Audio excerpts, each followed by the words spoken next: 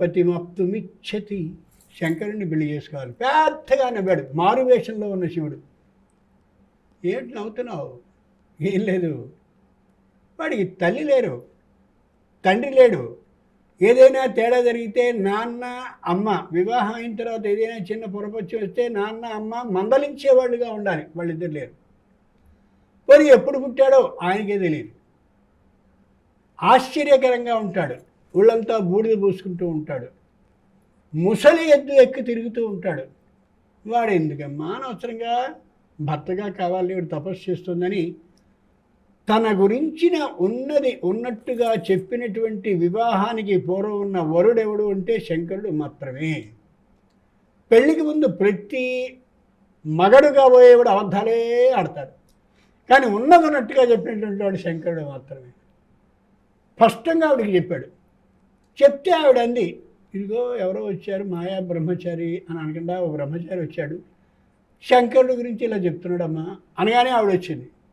మంచి కోపంతో, నసంతి యాథార్థ్య విధ పినాకిన, ఎవడరా నువ్వు మాట్లాడుతున్నావు ఇలాగా? శంకరుడు గురించినటువంటి సంపూర్ణమైన విశేషాలు ఏ ఒక్కడికి తెలియవు, నీకు అస్సలు తెలియవు, వెళ్ళవు. ఎంత గొప్పగా, ఎంత నమ్మకము. ఇంకేత శంకరుడికి తల్లి లేరు, తండ్రి లేరు, తనకు తాను పుట్టినటువంటి వాడు, చరిత్రని తెలిసేటటువంటి వాడు కూడా ఉండే అవకాశం లేదు.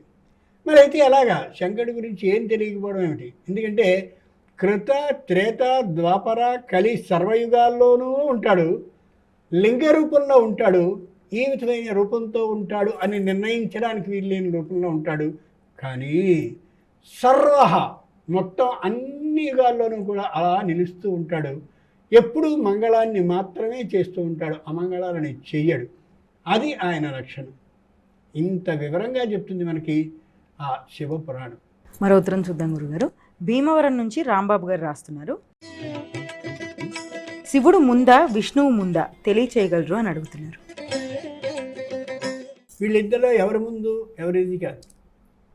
ఏ ఆది పరాశక్తి ఉందో అమ్మవారు, ఆవిడ లోకంలో 3 వ్యవహారాలని చేయాలని 3 ఉద్యోగస్తుల్ని నియమించింది ఆవిడ. నువ్వు సృష్టి చేయి, బ్రహ్మకి ఆజ్ఞాపన చేసింది.